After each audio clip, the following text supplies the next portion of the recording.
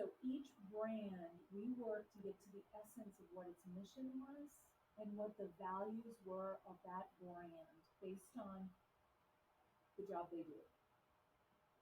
Then, with my leadership team, we did that same exercise for Stellar.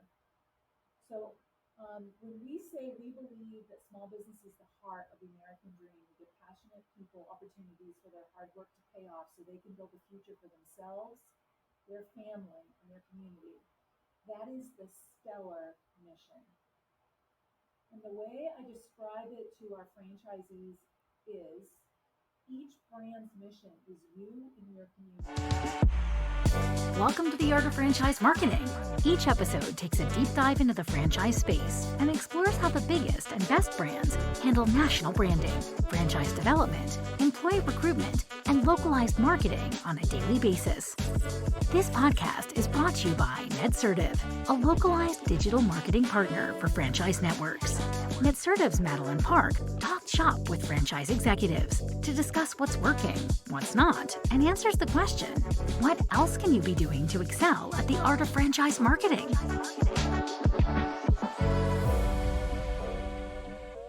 Hey everyone, welcome back to the Art of Franchise Marketing. I'm your host, Madeleine Zook, and today we have Sherry Rose, the CEO of Stellar Service Brands. Sherry, thanks for joining us today.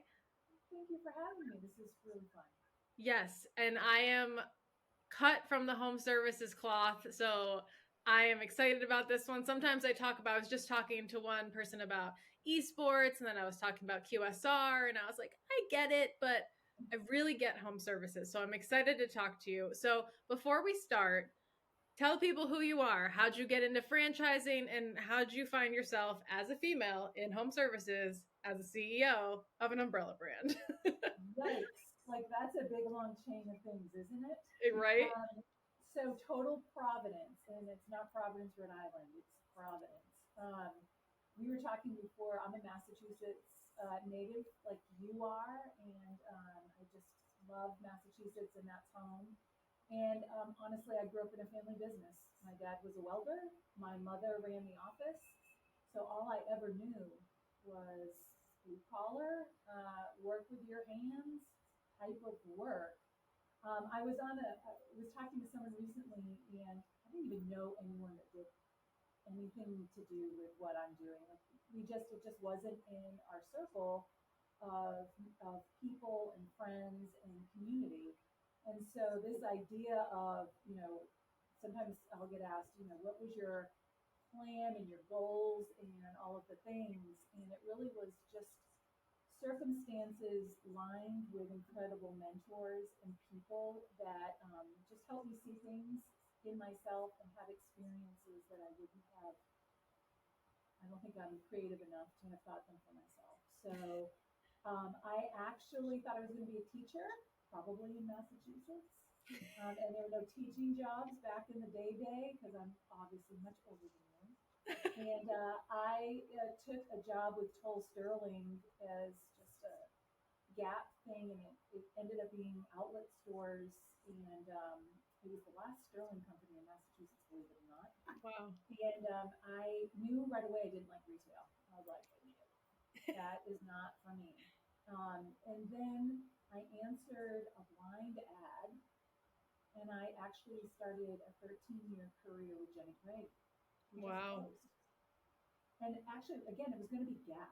Like I just was going to be Gap. And I can remember driving, I interviewed on the day they opened the Cambridge, Boston market, the location. And I went there, I interviewed, they tried to hire me on the spot.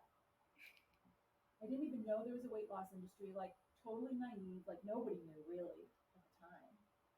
I remember driving home, newly married, to New Bedford, and I probably had a phone in a bag, like literally that's when this was. Talking to my new husband, and he's like, well, what do you think you're gonna do? And I'm like, this is either the biggest scam in the world, or it's a cool opportunity. So I jumped in, and it was not only a cool opportunity, it was a life-changing opportunity. Just incredible mentors, incredible culture of learning. I ended up over time ran Boston, and then actually we relocated to DC, ran DC, And then I was one of 7. I ran the Northeast, and then we moved to San Diego, and I ended up in training and marketing. So I only say all of that because life hasn't been a straight line. Like it kind of zigged and it zagged, and people would tap me on the shoulder and say, "Wow, you really need to try this, or you need to, you need to do that over there." And I'd be like, "No, I can't do that. No, not possible."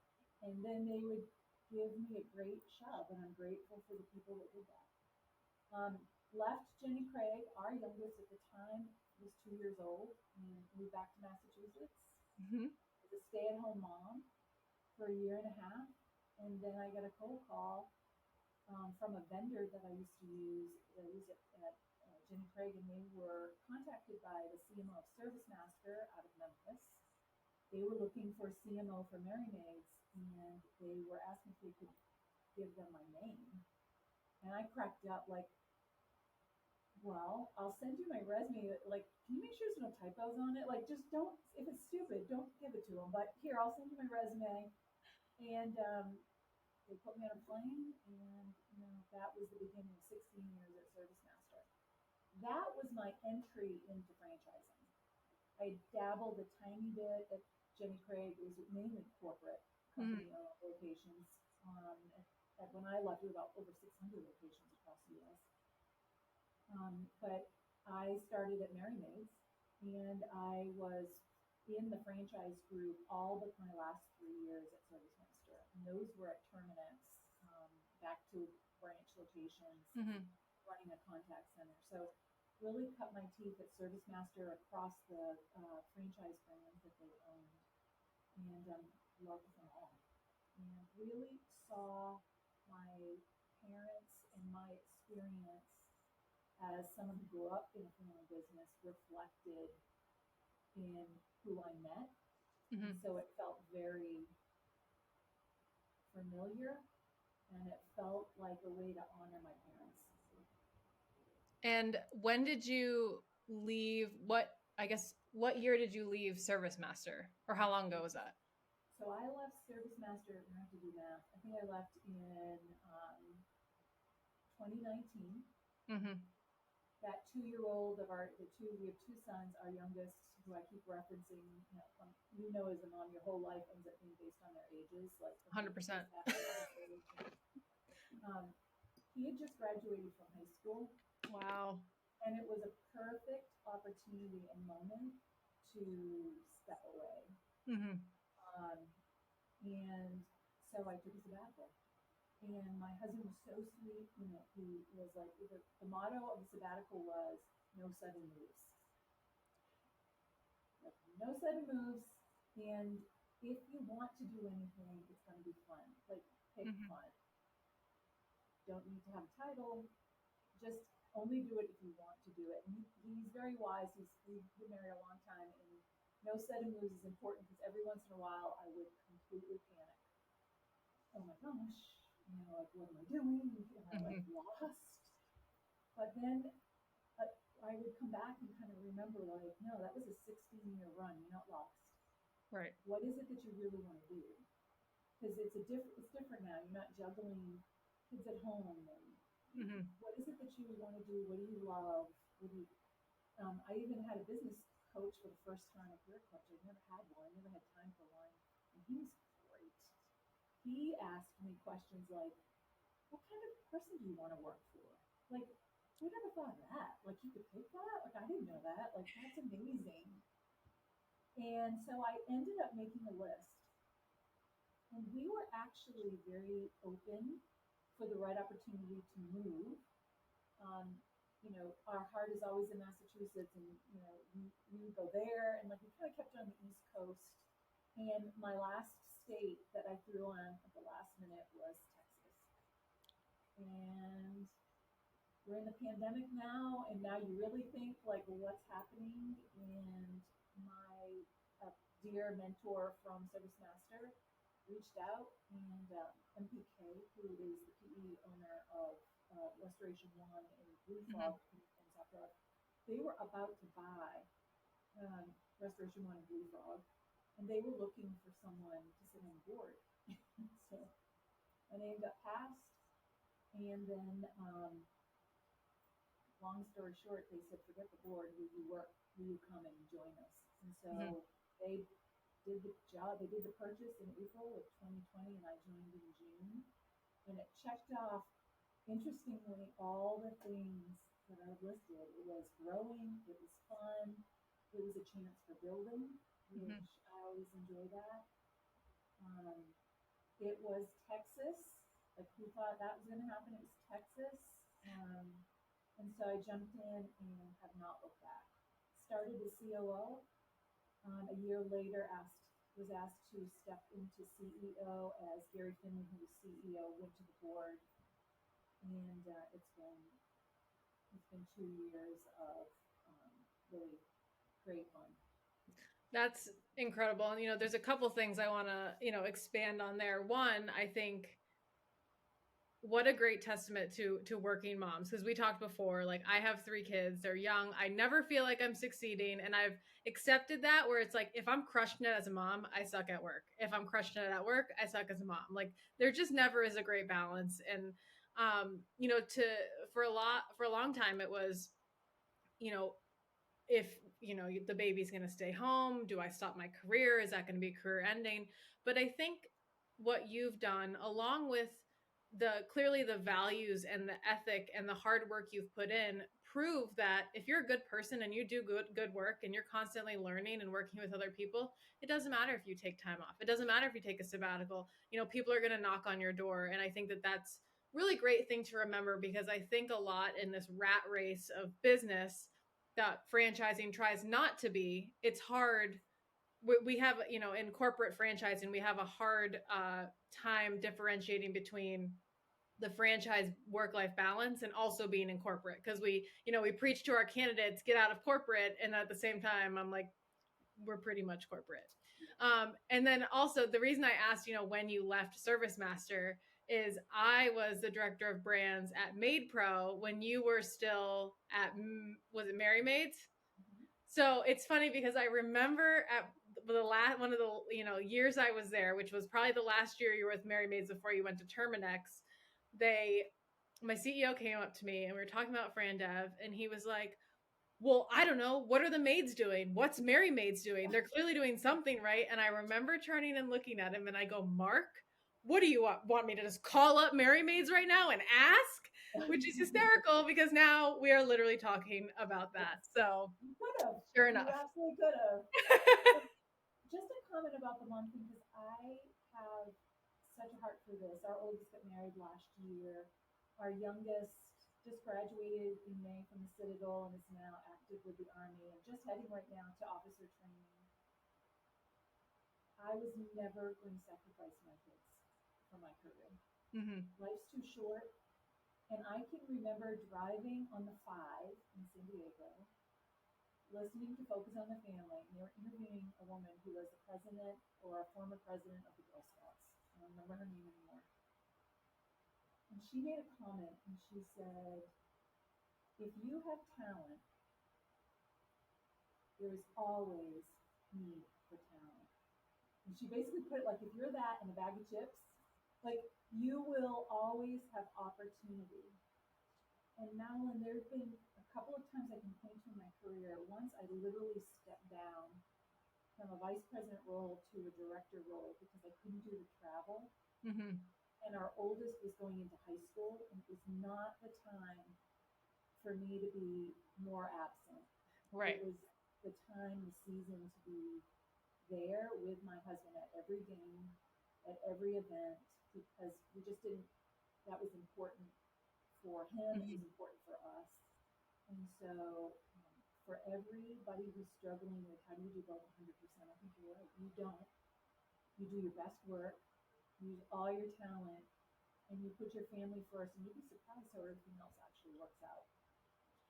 I love that. I was talking to Brad Bogan, and he's the chief of franchising over at McDonald's. And you would think, to be at that height, to work at, the pinnacle of franchising, they must just be doing, 24-hour work days. And I asked him, I said, what happens on a bad day? Like, what do you do? What does someone say? And he goes, it's interesting. He was working overseas for a while, and different kind of culture over there. And I think, I forget where he was, Denmark, Sweden, somewhere. And they said, you Americans, you guys you work so much. And he was like, what are you going to outwork work? Like, you're never going to win that battle. And, that really struck a chord with me, because it's true. I think you're similar to me, where you love the work you're doing, especially if it's fun and there's always new projects and new people to meet. And a lot of times it can be almost daunting, where you want to be at work, but you also want to be with your family. And it's just great to remember that you can't outwork work. It's never going to be done. But there are phases of parenting and of your family that will end. Work could go on forever, and that's just simply not the truth. And I try to remind myself now, with a 6-month-old who's still waking up 2 or 3 times a night, that I'm like, you're gonna cherish these moments, as I'm like crying into my coffee. But it's so true. So I definitely appreciate that. And getting, you said kind of an ode to your family with the home services. I think a lot of people think I have to be an expert in the trade, or I need to have a background, which you do. I certainly did not. But, talk to me about what it was like, in your words, to kind of cut your teeth in franchising and in the home services industry, because it's not sexy. It's very technical. And it's, people might line up at the door to buy a Sonic. They're not lining up at the door to buy a Blue Frog, right? So, what is that like, and how have you helped build stellar service brands, with that kind of mentality of, I need to make it appealing. I need it to still be a great work-life balance, but it's also a brand that, quite frankly, takes hard work and takes that sort of nature of getting your hands dirty to understand. Yeah, I think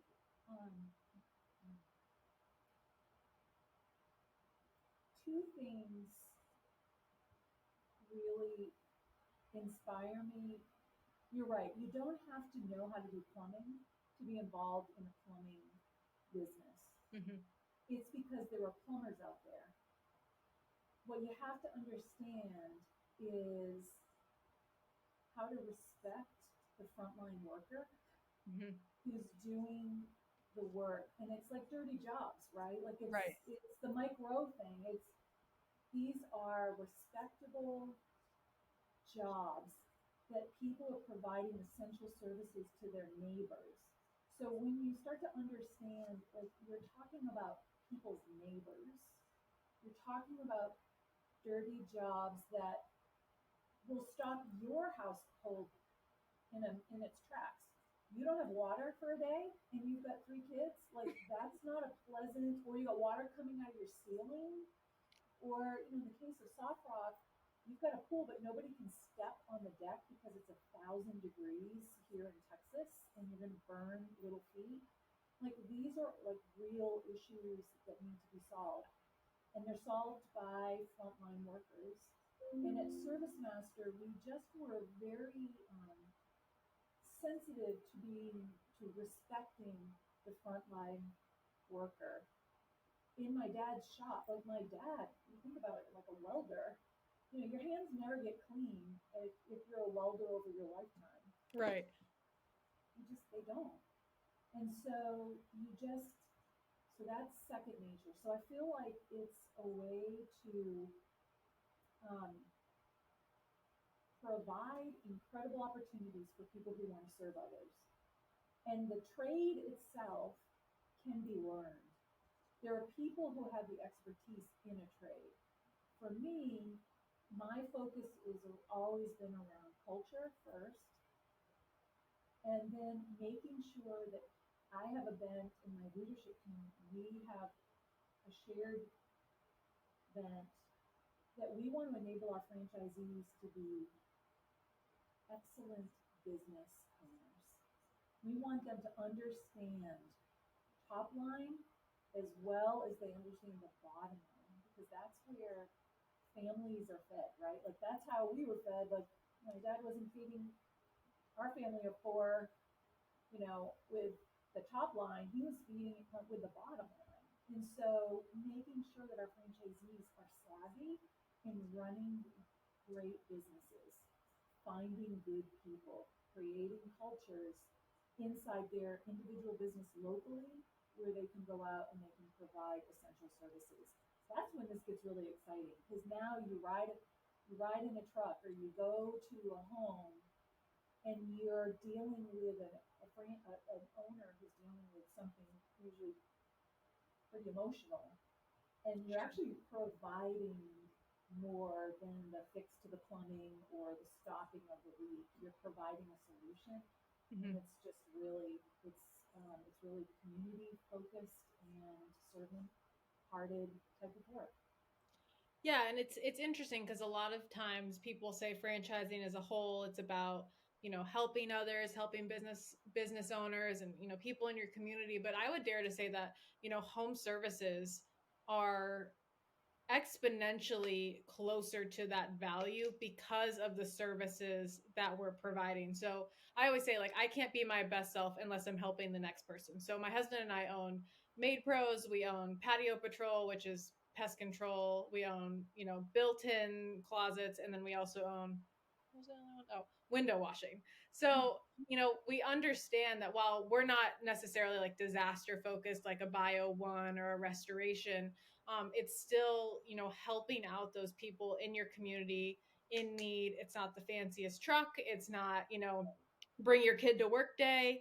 You're not necessarily giving someone like, hey, this is going to be, $4.99 for a milkshake that's going to make your day. It's here's $4,000. We need to fix your gutter. Um, Yes. but it's something that people know is always going to be as a staple in their home. You're going to need someone to fix it. You're going to need someone to maintain it. And they want that staple to have a face to it. And I think that that is the most important part of franchising specifically, um, because they want to be that face. They understand the business side, but they're in it because of the community side. So are you seeing that at Stellar Service Brands? And what is your growth goal there? Are you guys aiming to bring on more brands? Are you good with the three you have? Talk to me a little bit there because like you said, you've clearly got the culture, you've got the great history of understanding how home services work. Now we're seeing, this emergence of umbrella brands primarily in the home services space. So how does Stellar play into that in a, a long-term way? I'm I'm a cautious. We'll do it for the. We'll expand for the right addition type Mm-hmm. of approach to the platform. My day-to-day primary focus is not looking for more to add. We do look at businesses. We vet very carefully. Um, and so if we add businesses, it will be a few that we'll add, but that's not my primary focus, honestly. There's so much opportunity to be had with the brands we have. Restoration is a great example. The, the industry is so broad, and the opportunity is so great. You could be working on that alone for a decade and just be filling that out. And I'm watching our franchise owners just continuing to blossom and grow, and that in and of itself is an expansion. So I would say the majority of my time is focused more on going deeper with the ones we have, Mm-hmm. and being very picky and choosy on looking at others so that we don't divert our attention from really the opportunities at hand, and we really see great opportunity. And I think that that's excuse me, something to be really vocal about here too, because there are different styles of umbrella brands. And, I was part of one that became an umbrella brand that was kind of the opposite, where the idea was we've got great owners, we're going to have cross ownership, we're going to bring on brand opportunity. While, yes, we want our unit economics to grow, we're focused on what's the new brand, what's the new brand, what's the new offering. And the other side of that is where you are. We want to go deep in with the brands we have. If there's another great addition, sure, we'll entertain it, but that's not our primary focus. So I think it's really interesting to think about for the other franchise execs out there, or candidates that listen. There's a lot of franchising candidates that listen. When you're considering a franchise, you want to look at their history of acquisitions as well and think, am I on the side where I'm good with the support, give me the structure, I'll grow, but I want to grow in brands with you and territory? Or are you looking to say, I want to sink my teeth into this brand and I want to know that, all the canines and chompers are in from the corporate side too? Because I think if that doesn't match up, there can be a flux of culture, which we definitely saw, at Threshold when we started out as just Made Pro. We created another brand, we acquired a brand, and then eventually we were acquired. And then it kind of got the ramp up period. And we went from probably number 2 on the satisfaction list to much lower because people were not ready for that culture shock. So I think that's really great to bring attention to. And we're going to come up on time, but I feel like I could talk to you all day. And I know I say that with a lot of my guests, but that just goes to the quality of guests that I have.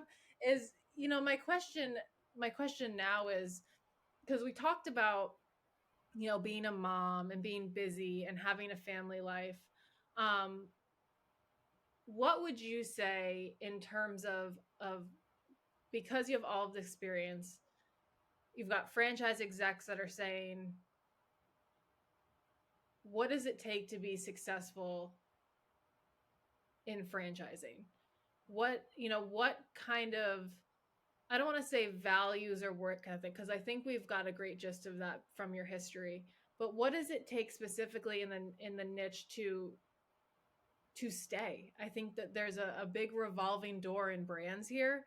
But there are a few names, and clearly yours was one of them because it kept coming up, that make people say that's a person who's talented in franchising. So what are your advice, and what do you think it takes there to really make it?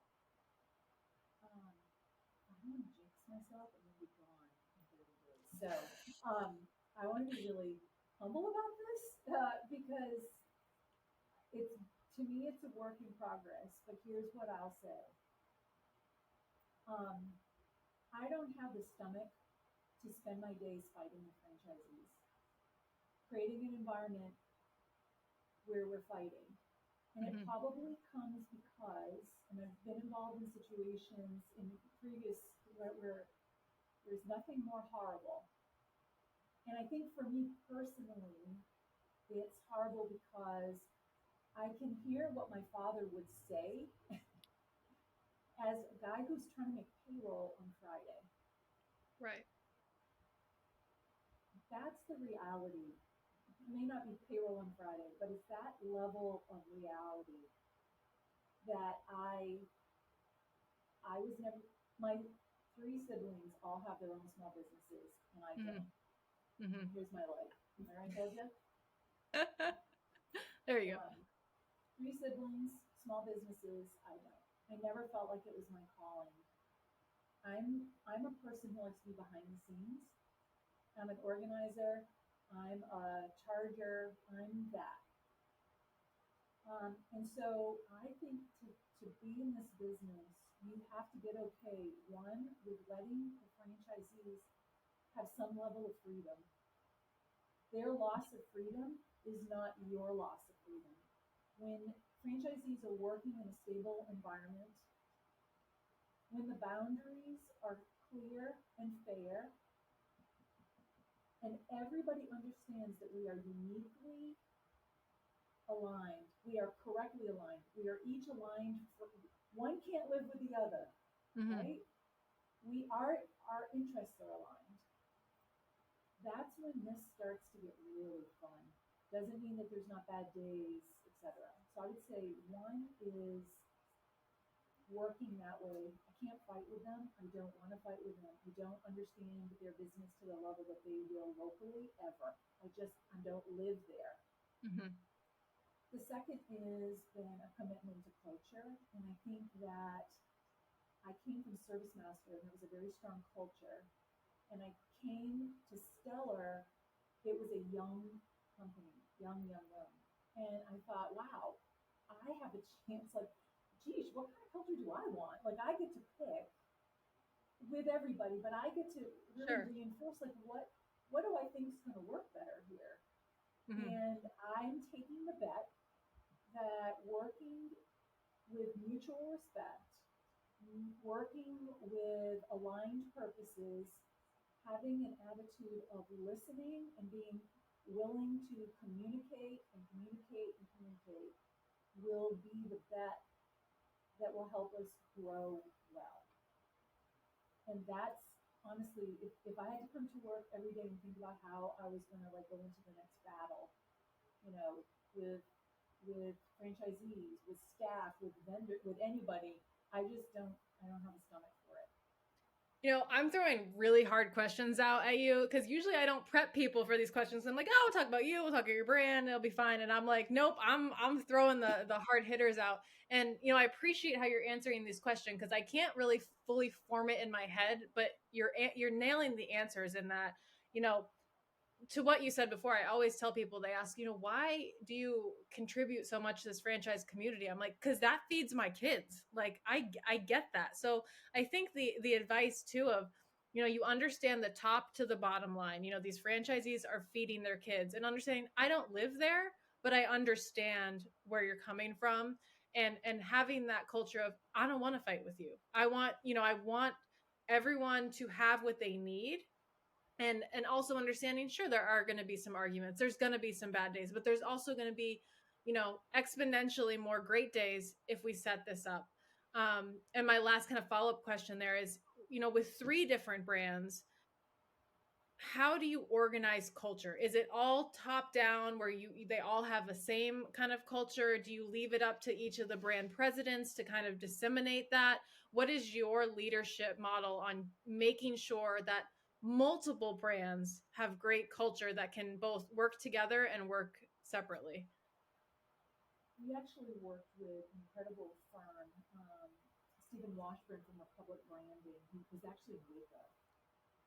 Um, we had him come in, and his process of storyboarding was what we put each brand through. Hmm. So each brand, we worked to get to the essence of what its mission was and what the values were of that brand based on the job they do. Sure. Then, with my leadership team, we did that same exercise for Stellar.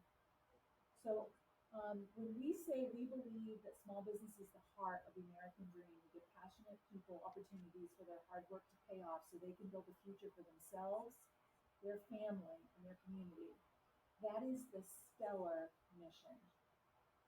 And the way I describe it to our franchisees is each brand's mission is you in your community. Wow. How we work together as a partnership of franchise partners and home office, how we choose to work together and how we choose to go out when we talk about Stellar in the marketplace, that's the Stellar mission. Hmm. Because we actually believe small business is the heart of the American dream. And then I have three different small businesses with their own missions. Right. So that's how we do it. And it helps when we do conventions together. And so when I'm talking, I'll talk about how we work together as business leaders. Sure. That's Stellar. And then as they go into their brands, it's all the brand mission and values. I love that. Sherry, thank you so much for sharing your thoughts. I have two final questions, and I've forgot to ask them on a couple. And I've literally had listeners who I have never met. They're like, you didn't ask the most important questions. I was like, oh God. So I have to ask, if you had a piece of advice or have a piece of advice to give to a franchisee, what would that be? And if you had one piece of advice to give to a franchisor, what would that be? The franchisor is easy. Just because my advice would be don't fight on everything. Pick your immutables, pick the things that are most important. Be clear about those and don't sweat the other stuff so much. That's it. You'll sleep better at night, I promise. I'm going to take that as my parenting advice too. Yes. Yeah. Trust me. And then as a franchisee, um, it would really be from your seat. You don't know everything that's going on. Ask a question, go to the right person, do it respectfully so that walls don't go up, but you might be surprised by the answer. And so don't waste a lot of time having angst about things that appear a certain way. Go with an open mind and go talk to people that can answer your question and seek to understand. And again, you may sleep better at night too. I love that. And I don't know why. First of all, no one's ever said that. And I don't know why I've never said that, because I used to work for the home office, in which I also owned with my husband, and we were dating at the time. And he would think something was happening one way. I'm like, whoa, whoa, whoa. That's not how it is happening. Or the home office would think franchise are going to love this. And then I'd be like, no, no, no, they don't, because this is why. So having that open line of communication and understanding that, my husband and I always if we get into little tiffs, he always says, okay, but we're on the same level, that we want the best for each other and we want the best for our family. And it took a long time for me to believe that, because I'm super competitive. I'm super defensive. I am like mama bear before I even had kids. Right. And now understanding that it needs to be the same thing for the franchisee and franchisor, that you have to believe that they want the best for one another, and going in with that mindset, with an open thought, to entertain the different dynamics that are going on, which I think is really great. So Sherry, if people want to connect with you, where should they go? LinkedIn. It's probably the easiest place. That's So how we connected.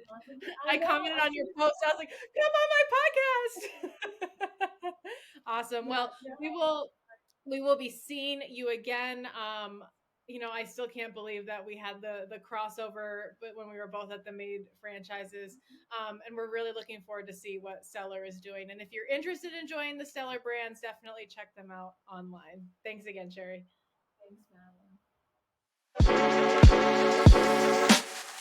Thanks for listening to The Art of Franchise Marketing.